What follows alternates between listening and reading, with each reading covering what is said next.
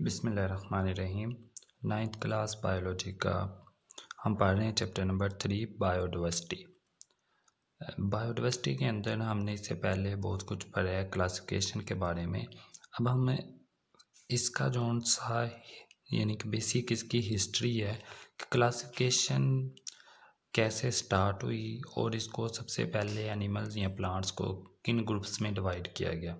तो इस बेस के ऊपर सबसे पहले हमारे पास है 2 किंगडम क्लासिफिकेशन, यानी कि सबसे पहले अर्थ के ऊपर जितने भी ऑर्गेनिजम्स थे उनको 2 जोन से हैं ग्रुप्स के अंदर डिवाइड किया गया। तो उसको हम कहते हैं 2 किंगडम क्लासिफिकेशन, यानी कि 2 बड़े किंगडम बनाए गए।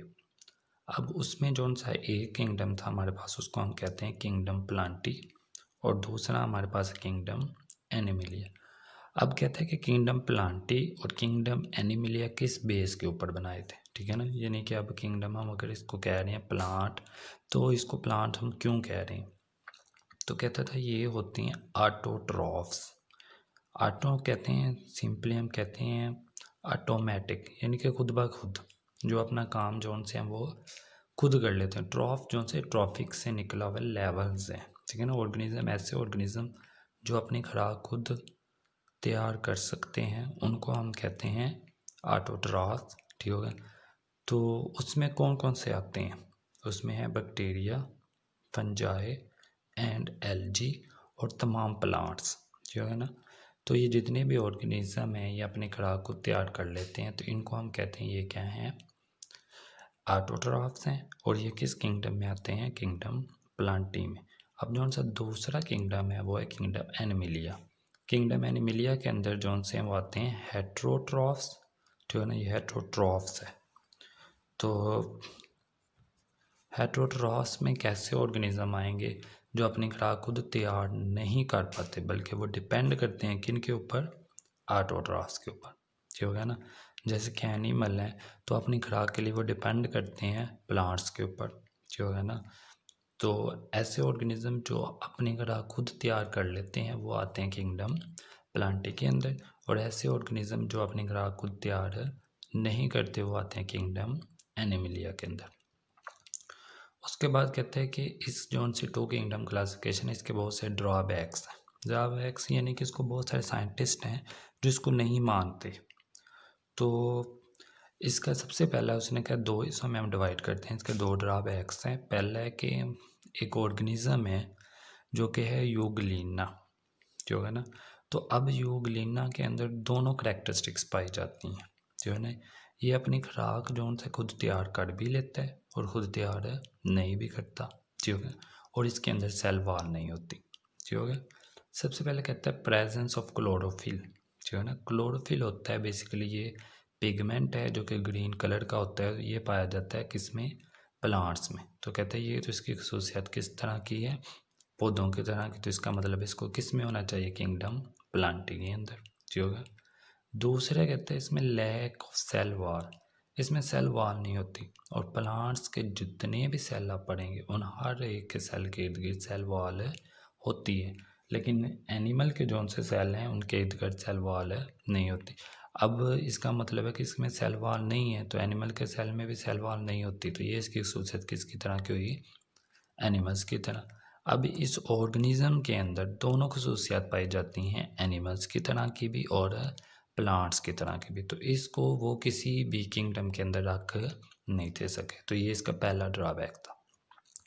उसके बाद इसका दूसरा ड्रॉबैक है, कहते हैं कि ये प्रोकैरियोट्स और यूकैरियोट्स, यानी कि ऐसे सेल जिनके अंदर प्रोमिनेंट न्यूक्लियस मौजूद होता है और ऐसे सेल जिनमें प्रोमिनेंट न्यूक्लियस मौजूद नहीं होता, ठीक है ना। प्रोकैरियोट्स कहते हैं ऐसे ऑर्गेनिज्म जिनमें प्रोमिनेंट न्यूक्लियस नहीं है।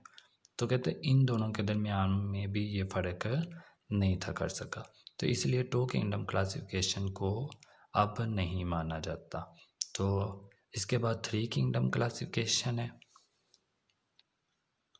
तो 3 किंगडम क्लासिफिकेशन जो है ये 1866 में अर्नस्ट हैकेल, ठीक होगा ना, इसने क्या किया था, ये प्रपोज किया था, यानी कि इसने फिर 3 किंगडम सिस्टम बना दिए। अब कहते हैं सॉल्व फर्स्ट ऑब्जेक्शन। अब पहला ऑब्जेक्शन क्या था 2 किंगडम पे, कि वो यूग्लिना जैसे जो उनसे एनिमल्स थे जो कि प्लांट लाइक भी करेक्टरिस्टिक्स थे और एनिमल लाइक करेक्टरिस्टिक्स, तो उनके लिए कोई फाइलम या उनके लिए कोई किंगडम बना नहीं थे सके, उनको किसी जगह पे नहीं थे रख सके।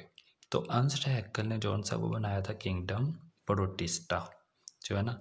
तो इसने प्लेसमेंट ऑफ यूग्लिना यानी कि इसने यूग्लिना को कहाँ पे रखा था, किंगडम प्रोटिस्टा के अंदर जो है ना। तो ये इसने ये काम किया। उसके बाद कहते हैं इसके भी ड्रॉबैक्स थे, 3 किंगडम क्लासिफिकेशन के भी क्या थे, ड्रॉबैक्स थे। पहले इसमें ड्रॉबैक ये था, did not clear difference between prokaryotes and eukaryotes, ये भी प्रोकैरियोट्स और यूकैरियोट्स के बारे में बता नहीं सका था। उसके बाद इसका दूसरा जो सा ड्रॉबैक था वो है पोजीशन ऑफ फंजाई, क्योंकि फंजाई इससे पहले किंगडम प्लांटी के अंदर रखी गई थी, लेकिन साइंटिस्ट उससे एग्री नहीं थे जो है ना। साइंटिस्ट जौन से थे, क्योंकि अब वक्त के साथ साथ जौन से हैं बहुत सारी चीज़ें नई मिलती जा रही थी, माइक्रोस्कोप डिस्कवर्ड हुई, उसके बाद उसका एनालिसिस होते रही चीज़ों के, तो बहुत सारी नई चीज़ें मिलती, इसलिए साइंटिस्ट साथ साथ जब उसको आइडेंटिफाई करते थे तो उससे वो एग्री नहीं थे होते। तो कहते कि जो सा पोजीशन ऑफ फंजाई, इससे भी साइंटिस्ट एग्री नहीं थे। कहते फंजाई रिजेंबल विद प्लांट्स, कि फंजाई जो से ये प्लांट्स की तरह रिजेंबल करती है, किस तरह कि ये ऑटोट्रॉफ होती है जो है ना, कि ये अपनी खुराक जो सी होती है ये खुद तैयार कर लेती है। उसके बाद फूड ऑफ अब्जॉर्प्शन, लेकिन इसका जो सा ऑटोट्रॉफ का मोड है वो कौन सा है, अब्जॉर्प्शन, यानी कि चाहिए तैयार, यानी कि खुद जिस तरह पौधे फोटोसिंथेसिस करते हैं उस तरह नहीं करते, बल्कि ये क्या करती है, अब्जॉर्ब करती है। उसके बाद इसमें तीसरा जो सा कहता है सेल वॉल। अब पौधों की सेल वॉल में होता है केमिकल सेलुलोज, कौन सा, सेलुलोज, लेकिन इसकी सेल वॉल में कौन सा केमिकल पाया जाता है, वो है काइटिन। तो ये भी इसका एक जो सा कहते हैं कि तमाम पौधों की सेल वॉल में जो सा सेलुलोज है, लेकिन इसकी सेल वॉल में क्या है, काइटिन है, तो इसलिए इसको भी पौधों के साथ रखना नहीं चाहिए। तो इसलिए फिर 3 किंगडम क्लासिफिकेशन भी जोन सा है वो भी इतना ज़्यादा एक्सेप्टेड नहीं है, बल्कि अब जो सा किंगडम है वो है 5 किंगडम क्लासिफिकेशन, और वो हम नेक्स्ट लेक्चर के अंदर पढ़ेंगे कि 5 किंगडम क्लासिफिकेशन सिस्टम है क्या है।